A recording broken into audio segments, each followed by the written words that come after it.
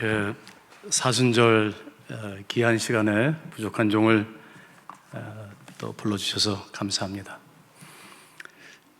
오늘 본문이 요한복음 6장 52절부터 우리가 66절을 읽었는데요.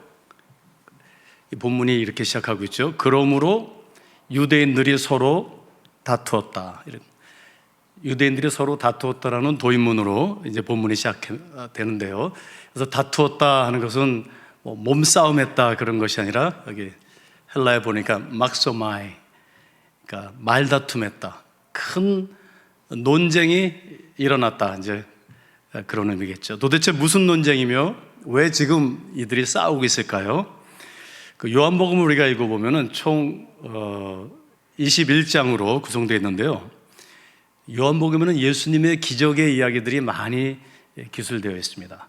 그래서 예수님의 주요 기적 사건들이 오늘 우리가 본문 6장 55절부터 읽었는데요. 그 6장을 선행하고 있는 4장 그리고 5장 그리고 특별히 이 논쟁의 배경이 되는 오병이어의 사건을 다룬 6장 1절부터 14절 본문에 예수님의 기적들이 집중적으로 거기에 기록되어 있습니다.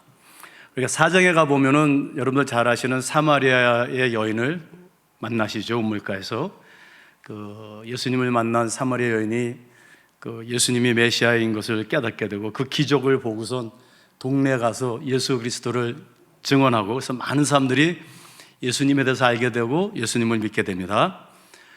또 이전에 물을 포도주로 변하게 하셨던 그 기적을 행하셨던 갈릴리 가나에 이르르셔가지고 거기에 한 왕의 신하가 자기 아들이 좀 죽게 되었다고 집에 와서 빨리 우리 아들을 고쳐달라고 예수님께서 가시지도 아니하시고 그 아들을 살리십니다. 또 이제 소문이 퍼진 거예요.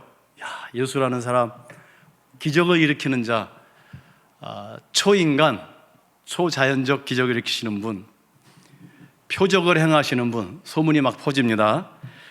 5장에 가보면요, 베데스다 여러분들 잘 아시는 그 못 행각에서 평생 앉아있던 그 병자를 예수님께서 또 고치시죠. 일으키십니다. 그랬더니 오늘 이제 6장으로 들어가서 6장 2절이 이렇게 시작합니다. 큰 무리가 따르니 이는 병자들에게 행하시는 표적을 보았습니다. 그러니까 6장 2절이 어떻게 시작하냐면 많은 사람들이 그 기적들을 보고 예수님께 구름대처럼 몰려오는 거예요. 왜요? 표적을 보았다. 헬라에 보니까 세메이온, 사인을 보았다. 사람들은 계속 그 표적에 이제 초점을 두고요, 예수님을 따릅니다. 사람들이 또 예수님의 그 기적을 보면서 흥분했어요. 그래서 서로들 이야기합니다. 야, 예수라는 그분, 그 사람은 선지자다. 아니야, 메시아다. 그러면서 많은 무리가 그를 따르기 시작합니다. 6장 1절, 2절, 3절에 보니까 유대인의 명절인 유월절이 가까워졌어요. 그러니까 사람들이 이제 그 갈릴리 호수가 있으면 이 동쪽으로 해서 이렇게 아마 예루살렘 쪽으로 가는 것 같아요. 그래서 그 반대편 길로 모이고 있는데 거기에 저도 이스라엘에 가서 거기 방문해 보니까 그 산 언덕이 아주 이렇게 넓게 이렇게 있어요. 그쪽에 이 갈릴리 동쪽에 거기에 제자들과 예수님께서 산 위에 오르셨다 그랬어요. 그리고 오르시는 예수님을 보고 그 많은 무리들이 이제 예수님께로 몰려듭니다.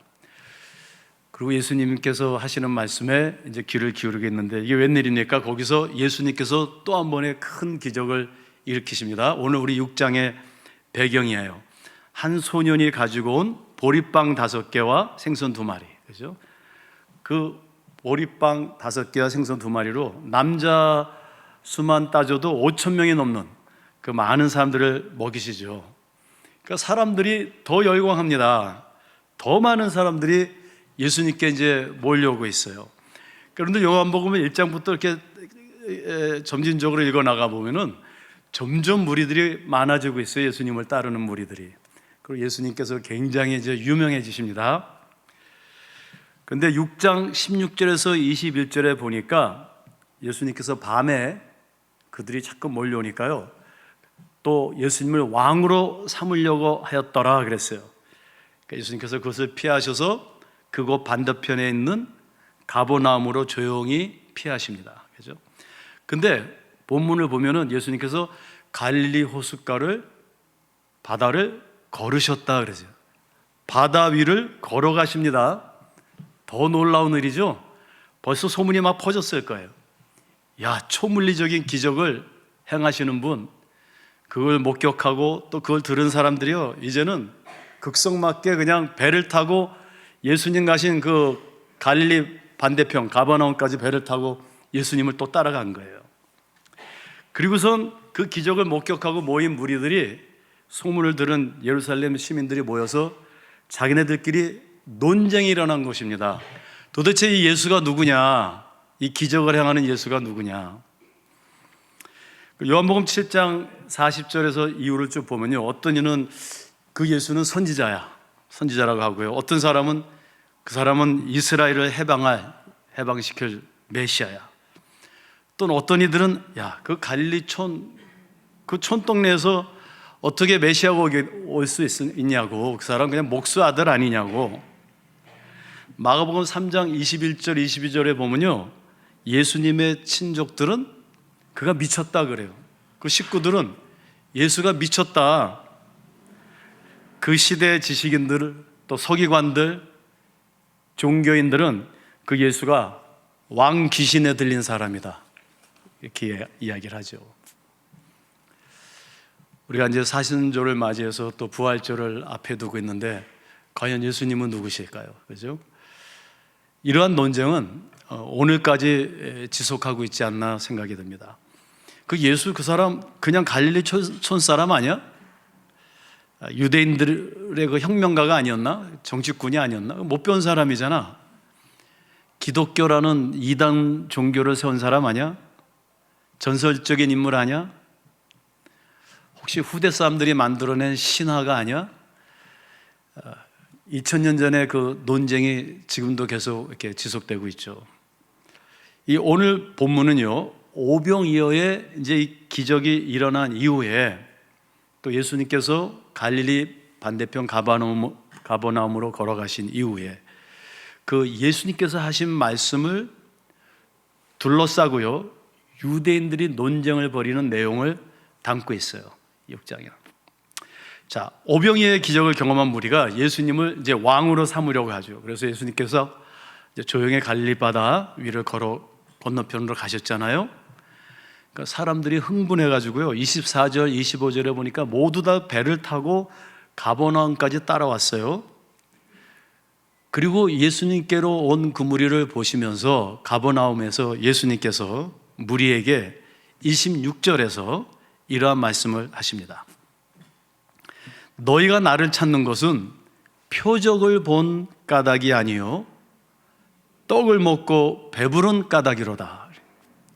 그래서 예수님께서 표적이라는 말씀을 쓰시는데, 사인이죠. 세메이언이라는 단어를 언급하시는데요, 이 표적은요, 여러분들 운전하다가 표지판이 있으면 사인을 보면은 사인을 보는 게 아니라 그 사인이 지시한 것을 봐야죠. 그죠? 사인 자체가 목적이 아니고 그 사인이 지시하는 목적격이 있겠죠. 그러니까 예수님께서 지금 뭐라고 말씀하시는 거냐면요, 사람들이 이 오병이어의 예수님의 기적, 이 오병이어의 표적이 궁극적으로 암시하고 지시하는 그 본질적인 목적격에는 관심이 없고요, 당장 자신들이 기적으로 인해서 먹고 배부른 것에, 병이 낫고 모든 문제가 해결될 수 있다는 가시적이며 기복적인 그 기적에 흥분해서 지금 예수님을 따르는 거예요. 그러니까 예수님께서 지금 이 오병이어의 기적이 표시하는 것, 그것을 너희들은 보지 못하는구나, 배부른 것 때문에 나에게 왔구나, 그렇게 말씀하시는 것이죠. 그래서 27절에서 33절에 보니까 예수님께서 갈릴리 저편에서 그들이 먹었던 그 빵, 오병이어, 빵의 참된 의미와 의의가 뭔지, 그 오병이어라는 그 빵이 무엇을 지시한 것인지를 예수님께서 이제 설명하기 시작하시는 거예요. 이렇게 말씀하세요.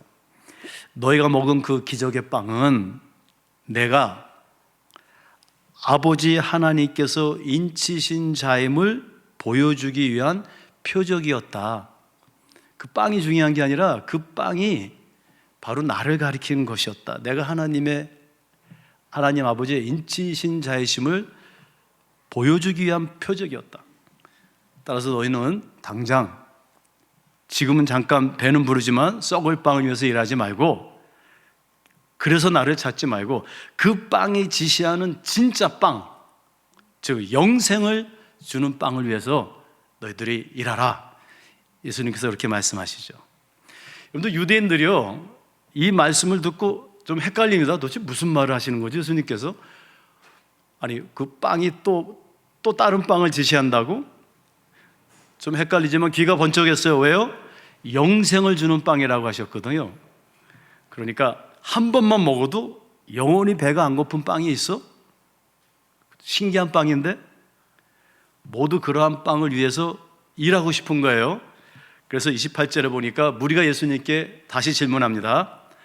우리가 어떻게 해야 하나님의 일을 하오리까? 어떤 일을 해야지만 그 한 번 먹으면 죽지 않는 영생의 빵을 얻을 수 있습니까? 지금 예수님하고 이 무리하고 동문서답하고 계신 거예요.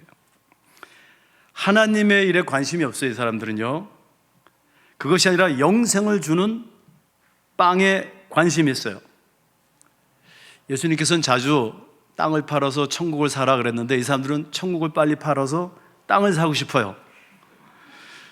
그랬더니 예수님께서 또 동문서답하세요. 29절에 예수께서 대답하여 이르시되 하나님께서 보내신 이를 믿는 것이 하나님의 일이니라. 그동안의 모든 기적과 오병이어의 이 표적을 통해서 하나님께서 그의 아들임을 인치시고 입증한 그의 아들 예수 그리스도를 믿는 것이 곧 하나님의 일이다, 이렇게 명하시는 거예요. 말씀하셨어요. 그러니까 쉽잖아요. 일이 너무 쉬워 보여요. 그냥 예수님이 하나님의 아들인 것을 믿으면 된다는 거예요. 뭐요? 당신이 하나님이 보내신 것임을 믿는 것이 하나님의 일을 하는 것이라고요? 잘 이해가 되지 않지만 또 질문합니다. 30절 31절에 보면 그러면은 우리가 눈으로 보고 당신이 정말로 하나님의 아들이라는 것을 믿도록 행하시는 표적이 또 없습니까? 오병이어 하나 갖고는 부족합니다. 다른 표적 없어요? 그러면서 그들이 뭐라고 얘기하냐면요, 적어도 하나님이 보내신 모세는, 그들이 가장 존경하는 그 선지자 모세는 광야에서 우리 조상들에게 한 번, 오병이어 한 번이 아니라 매일매일 만나를 먹게 했습니다. 40년 동안. 적어도 그 정도는 돼야지 오병이어 그거 한 번 갖고 당신이 하나님의 아들이라는 게 말이 되겠습니까? 우리 모세처럼 만나를 매일 주면 모를까? 이렇게 얘기하는 거예요. 오병이어 한 번으로 당신이 뭐 하나님의 아들이고 하나님이 보내신 거라고요? 그때 예수님께서 이렇게 말씀하십니다. 모세가 너에게 빵을 준 것이 아니다. 그것은 내 아버지께서 하늘로부터 내리신 표적의 빵인데 그 빵은, 그 만나는 하늘에서 내려서 세상에 생명을 주는 참된 빵을 가리킨 것이다. 예수님께서 자꾸 얘기하시는 거예요. 오병이어도 오병이의 빵이 아니라 그 빵이 더 영원한 빵을 지시하는 표적이야. 너희 조상이 먹었던 광야의 그 만나도 모세가 준 게 아니고 하나님이 주신 건데 그 만나도 사실은 세상에 생명을 주는 더욱 참된 빵을, 생명의 빵을 지시한 것이야. 표적이었어. 우리가 무슨 말인지 이해를 못하는 거예요, 예수님의 말씀을. 그죠? 여러분들도 다 이해가 안 되죠? 우리가 들어보니까 무슨 말인지 모르겠지만 하여튼 예수님께서 엄청난 기적을 행하시는 분임은 확실하죠. 그리고 그들에게 이제 모세에 만나는 비교가 안 되는 생명을 주는, 영생을 주는 빵을 준다니까 34절에서 이들이 이렇게 얘기해요. 그들이 이르되 주여, 그러면 그 빵을 항상 매일 우리에게 주옵소서. Give us every day. 그런 빵 정말 있어요? 생명의 빵? 그럼 매일 주세요. 만나보다 더 위대한 빵? 저와 여러분들이 저도 그렇고 예수님을 따르는 자들이죠. 예수님을 따르노라면서 저희가 하나님께 매일 요구하는 빵이 무엇일까요? Give us every day. 매일 빵을 주세요. 하나님, 저에게 매일 건강을 주세요. 매일 우리 자식 잘 되게 해주세요. 매일 우리 가족 행복하게 해주세요. 우리에게 매일 배부른, 아니 한 번 먹으면 다시는 배가 안 고픈 기적의 빵을 주세요. 물론 우리가 이렇게 기도할 때 어느 때는 하나님께서 자비를 베푸시고 우리를 불쌍히 여기시고 그것을 요구하는 자들에게 빵을 주실 수 있죠. 근데 예수님께서 35절에 Give us every day, 매일 그런 빵 주세요. 그러니까 예수님께서 이렇게 대답하시죠. 나는 하늘에서 내려온 자다. 내가 곧 생명의 빵이다. 내가 생명의 물이다. 내가 주는 빵과 물이 아니라 나를 먹고 마셔라. 그 소리를 듣고 사람들이 야단났어요. 야단났어요. 뭐라고? 41절 이후로 유대인들이 수군거립니다. 뭐? 자기가 빵이라고? 자기가 하늘에서 내려온 빵이라고? 이 사람 미쳤나? 아니 목수 요셉의 아들인 것을 우리가 다 아는데 자기가 하늘에서 내려왔다고? 그러는 거예요. 43절부터 51절에 보니까 예수께서 대답하여 이르시되 너희는 서로 수군거리지 말아라. 너희는 이 땅에 속함으로 하늘의 일을 이해하지 못하고 하나님을 보지 못했으나 나는 하나님 하늘의 아버지를 본 자라.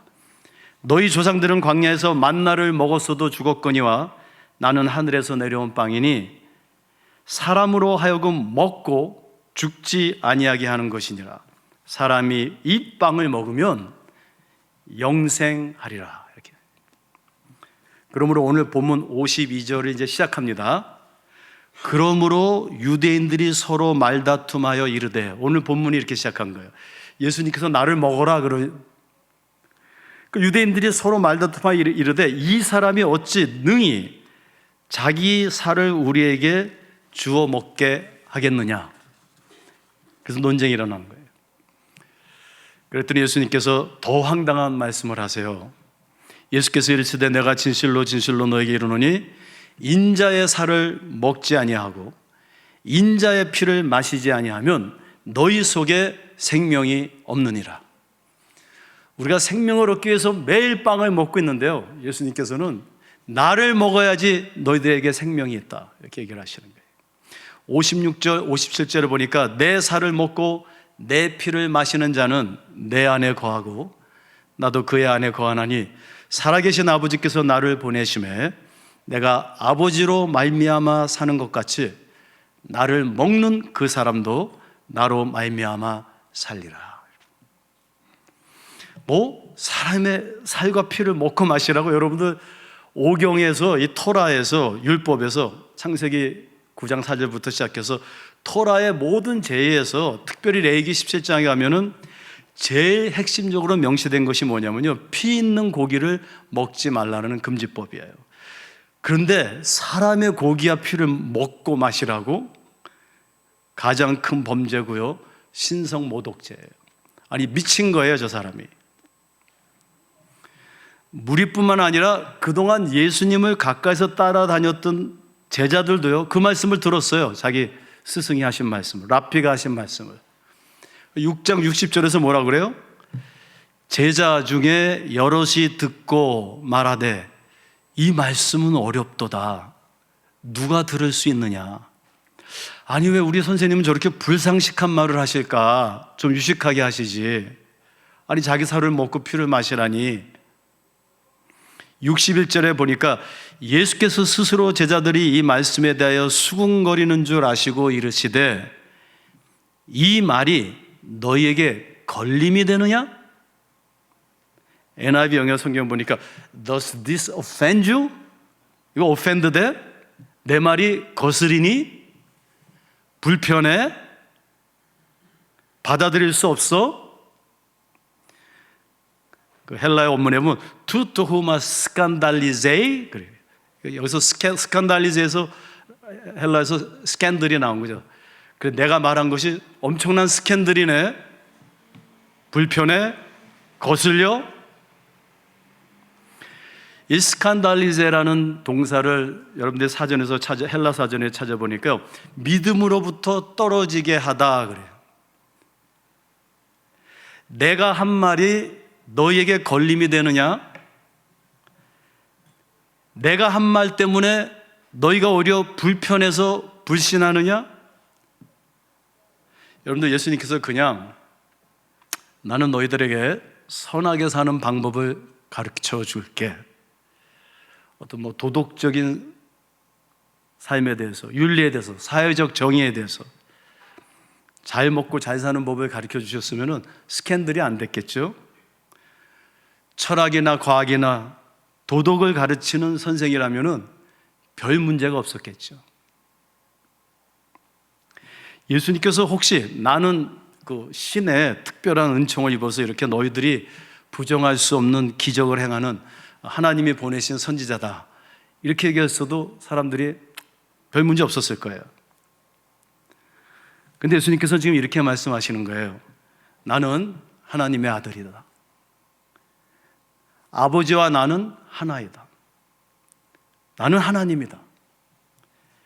너희들이 그것을 믿어야 하는데 그냥 인식론적으로, 윤리적으로, 지적으로 믿으면 안 되고 나의 살과 피를 너희들이 먹고 마셔야 돼. 너희들은 매일 나에게 빵을 달라고 하는데, 너희들이 매일 살려고 빵을 달려고 하는데 그 빵으로 갖고는 안 돼. 나를 먹고 나를 마셔야 된다. 요한복음 6장 본문은요, 2절에서 아까 우리가 봤죠. 어떻게 시작합니까? 큰 무리가 표적을 보고 예수님을 따랐다라고 시작해요. 6장 2절이 많은 무리들이 예수님의 표적을 보고 따랐다. 그런데 이제 예수님께서 그 표적이 무엇을 지시한 것인가를, 진리를 설명해 주시니까, 즉 예수님은 하나님의 아들이요, 그를 믿는 자들은 그의 살과 피를 먹어야 된다라는 설명을 해 주시니까요, 6장 66절에 와서는 이렇게 기록하고 있어요. 그때부터, 그래요, 그의 제자 중에서 많은 사람이 떠나가고 다시 그와 함께 다니지 아니하더라. 우리 이게 샌드위치 구조인데요, 앞쪽에서는 많은 사람들이 표적을 보고 예수님을 따랐어요. Give us every day this bread. 이 빵을 우리에게 매일 주세요.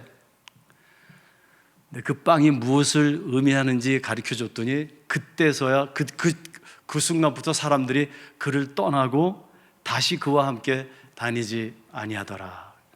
끝내 그를 십자가에 못 박은 것이죠.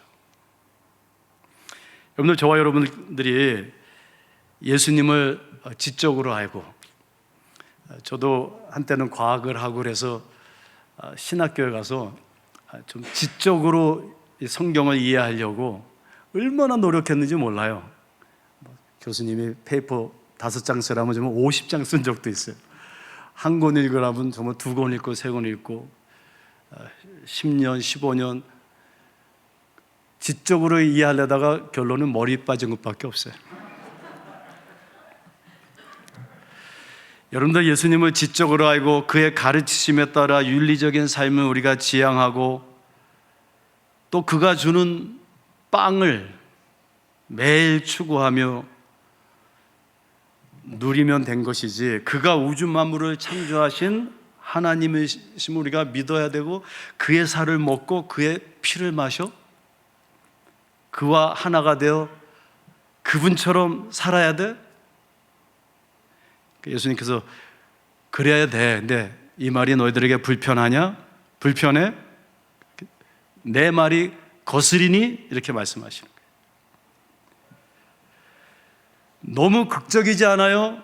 이 말씀이 여러분들에게는 부담이 되고 저에게도 불편하고 거스리는 것이죠. 사순절을 맞이해서 제가 이 요한복음과 요한 1, 2, 3서 계시록을 반복해서 계속 읽어봤어요. 예수님의 속성에 대해서 가장 잘 기록하고 있는 성경이 요한복음이에요. 예수님을 믿는 것은 예수님을 우리가 인식론적으로 아는 것이 아니라 하나님의 아들이시오 예수 그리스도의 살과 피를 먹는 것이라는 거예요. 그러면 왜 그럴까요? 여러분들 무엇을 먹냐에 따라서 우리의 그 체질과 삶의 방식이 달라지죠. 그죠? 제가 한 25년 전에 청년들을 데리고 아마존 정글에 갔어요. 그래서 에콰도르 안데스 산맥 거기 3,700, 4,000m에 올라가서 거기서부터 며칠을 그 돌산을 내려가서 또 정글로 그 진흙길로 숲으로 하루 종일 가서 또 배를 타고 또 하루 종일 가서 숲에 들어갔더니 인디언들이 다 옷 벗고 살고 있어요. 털 하나 없어요. 그 사람들은 빤질빤질. 근데 딱 들어갔더니요, 우리를 반겨주는 게 아마존의 모기들이에요. 그냥 모기들이 때로 몰려가지고 인디언은 다 벗고 있는데도 물지 않는데 우리는 뭐 스프레이 뿌리고 별짓을 다 해도 그냥 뭐 다 물어요. 뭐 통통도 못 써요. 그리고 선교사님이 그러시더라고요. 여기서요, 이분들처럼, 이 인디언들처럼 6개월만 똑같이 그들이 먹는 걸 먹고 6개월만 지나면 모기가 안 물어요, 우리를. 체질이 바뀌어요, 그래요. 우리는 지금 빵을 위해 예수님을 따르는 것일까? 그럼 무당도 하는 짓이고 모든 종교가 그래요. 아니면 정말 예수님의 살과 저와 여러분들이 예수님의 이 사순절에 예수님의 살과 피를 먹고 마시고 우리의 체질이 바뀌는 것일까? 예수님께서 마태복음 16장 24절에 그의 제자가 되려면 우리도 자기의 십자가를 져야 한다고 말씀하시죠. 예수님의 십자가를 지는 게 무엇을 의미할까요? 그의 살을 먹고 그의 피를 마시는 것이죠. 그 자기의 십자가가 무엇일까요? 그죠? 그 십자가에서 찢어지고 흘려진 그분의 살과 피가 아닐까요? 바울 사도는 이를 쉽게 설명했어요. 골로새서 1장 24절에 보니까 그리스도의 남은 고난이다. 그리고 그 고난을 실제로 그리스도의 몸된 교회를 위해 자신의 육체에 채웠다. 예수님의 살과 피를 먹은 것입니다. 오늘날 영생을 주는 이 고귀한 십자가의 복음이 왜 이렇게 세상으로부터 조롱거리가 되었을까? 왜 사람들은 한때 그렇게도 많이 교회로 모였는데 이제는 점점 교회를 떠나는 것일까? 그것은요, 제 생각에 예수를 믿는 것이 예수가 아닌 예수가 주는 그 빵을 먹는 것으로 착각하지 않았는가? 예수님의 표적이 지시하는 것은 보지 못하고 그 표적만을 따라간 것이 아닐까? 이제는 예수님이 주시는 빵보다 세상 빵이 더 풍요롭고 맛있으니까 예수님한테 빵 달라고 할 필요가 없잖아요. 예수의 살과 피를 우리가 먹고 마시는 것, 나도 십자가를 지는 것, 그리스도의 몸된 교회를 위해 그분의 남은 고난을 저 여러분들이 조금이라도 내 육체에 채워야 한다는 것이, 그게 너무나도 불편하고 부담스럽고 걸림이 되는 것일까요? 제가 아는 선교사님께서 아프리카 시골에서 여러 교회, 5교회를 이렇게 동시에 섬기셨대요. 그러니까 성만찬식을 하더라도 몇 달에 한 번 돌아가는데, 이제 다음 주에 어느 교회, 시골 교회에서 이제 성만찬식을 베풀어야 되는데 차가 하나 있는 게 그냥 완전히 망가져, 엔진이 다 망가진 거예요. 갈 수가 없는데, 아니 거기서 그 먼 거리를 거기 그 교구장에 걸어왔더래요. 그래서 찾아와서 자기네가 성만찬식을 막 준비하고 있다고, 너무 감사하다고, 선교사님 못 간다는 말을 하고 싶은데 말을 못 하겠더래요. 이분이 너무나 우리가 다 기다리고 있습니다, 몇 달을 기다리고 있습니다. 그래서 할 수 없이 알았다고 가겠다고. 그리고 그 다음 주 새벽같이 그 한 3시간 반 이렇게 그 먼 거리를 사모님하고 이제 걸어간 거예요. 걸어가서 성만찬식을 하는데 그렇게 은혜스럽더래요. 막 사람들이 은혜를 받고, 선교사님이야, 내가 오늘 좀 설교를 좀 잘했나? 그래가지고 예배가 끝난 다음에 성만 차시한 다음에 교구장을 불러서 그냥 은근히 물어봤대요. 오늘 이렇게 많이 은혜 받는 것 같은데 뭐 속으로 나 좀 칭찬해줘 이러면서 이제 그랬더니 그분이 이렇게 얘기하더래요. 선교사님, 오늘 우리 은혜 너무 많이 받았어요. Do you know why? 왜 그런지 아세요? Today you did as we do. 오늘 선교사님은 당신은 우리가 하는 것처럼 했기 때문에. 우리는 항상 걸어 다니거든요. 또 선교사님도 그 먼 길을 걸으셨다는 것에 설계 은혜 받은 게 아니라 그 걸어오심의 은혜를 받은 거예요. 우리가 길을 걸어 다닌 것처럼 당신도 그 먼 길을 걸어서 오신 것을 보고 우리는 너무나도 큰 은혜를 받았어요. 그래가지고 할 수 없이요, 그 선교사님이 2년 반을 차를 집에 두고 걸어 다니셨대요. 2년 반을 정말로. 그랬더니 교회가 부흥하는데요, 그 먼 시골길을 오고 가고 걸어 다니면서 이제 중간에 볼일을 보셔야 되는데, 저도 뭐 아프리카에서 한 6년 살아봤지만 아무 데 가서 보면 되거든요, 숲에 가서. 그래도 그 길을 가시면서 집들이 있으면, 뭐 초가집이고 뭐 있으면 이제 거기 가서 이제 실례를 하러 왔다고 이렇게 하면은 어떻게 오셨냐고, 뭐 동양인이고 막 이러니까 내가 사실 여기 교회 걸어가는데 화장실에 가겠다. 근데 여러분들 아프리카 화장실 들어가 보면요, 저는 아프리카에 있을 때 이렇게 시골 가서 화장실 있으면 화장실 뒤에 가서 이렇게 숲에다 놓고 왔지 화장실 안 들어갔어요. 그 화장실 가면 이렇게 쌓였어요, 이렇게 동산처럼. 근데 이분이 그걸 사용하신 거예요. 2년 반을 왔다 갔다 하시면서 그 길에 있는 집 그분들이 감동을 받아가지고 다 예수를 믿었대요. 그래서 선교사님이 그러시더라고요. 우리가 정말 예수님의 사례를 먹고 피를 마시면은 똥만 싸도 예수를 믿습니다. 말 잘할 필요 없고 똥만 싸도 예수를 믿습니다. 수년 전 그 미군에요, 그 이락 전쟁이 일어나가지고 갑자기 군목이 많이 필요하니까 우리 교포 목사들을 막 미 국방부에서 막 4,000명 이상 모아야 되니까 군목을 많이 이제 리크루트를 했어요. 그래가지고 영어를 못하는 우리 한국 목사님들이 많이 미국 군목으로 들어가셨어요. 영어를 못하시는데. 근데 그 중에 제가 한 분을 아는데, 이분이요, 영어는 못하는데 그 영혼에 대한 그 열정이 있는 거예요. 그래서 그 사우스캐롤라이나의 훈련소, 논사훈련소 같은 데 있는데 저도 거기서 훈련을 받은 적이 있는데, 이제 여러분들 군대 갔다 오신 분들 잘 아실 거예요. 그 훈련하고 특별히 래퍼 같은 거 하고 이제 내려오면 다들 지쳐서 막 힘들어할 때 가가지고 기도해주면 막 그들이 너무너무 좋아요. 그래서 이분은 가서 이렇게 기다리고 있다가 훈련 다 끝나면은 그 이제 그 래퍼 타워 있죠? 로프를 여기다 메고 이제 뒤로 축축 떨어지는 건데, 이분은 한국에서 이 특공대 출신이셨대요, 이 목사님이. 그래서 영어는 못해도 이제 훈련생들이 다 지쳐서 이렇게 앉아 있으면 그 타워 꼭대기 올라가서 로프를 메시고 앞으로 배트맨처럼 쫙 떨어지신다. 그 막 이 지하애들이 막 박수를 치고 가가지고 아무나 딱 잡고, Soldier, I don't speak English. 군인, 나는 영어 못해. Can I pray in Korean? 한국말로 기도해도 될까? Yes, sir. 그러면 이걸 껴안고요, 자기가 정말로 이 안에 모든 사랑을 다 껴안고 안에다 놓으면서 우리 한국식으로 주여 삼창하고 기도했대요. 막 기도하면요, 무슨 말인지는 못 알아들어도 다 은혜 받고, 그분이요 나중에 엄청나게 많이 전도를 해가지고 이 군인들이 나중에 제대하고 그 시골 동네 다 돌아가서 자기 목사님들한테 그 얘기를 해가지고 이 군모 목사님은 계속 초청해서 지금도 브로큰 잉글리시로 부흥해 다니세요, 미 전국을. 저와 여러분들이 사순절을 보내면서 매일 빵을 달라며 나의 복을 비는 기독교가 아니라, 그게 중요하지 않다는 게 아닙니다.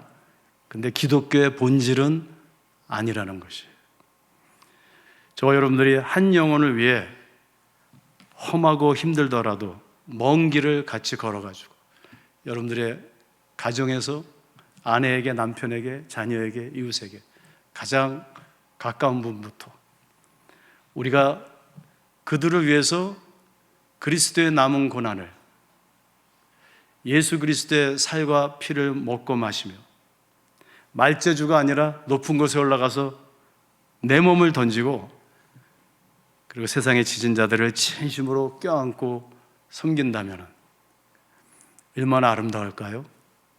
이 사순절이 얼마나 의미가 있을까요?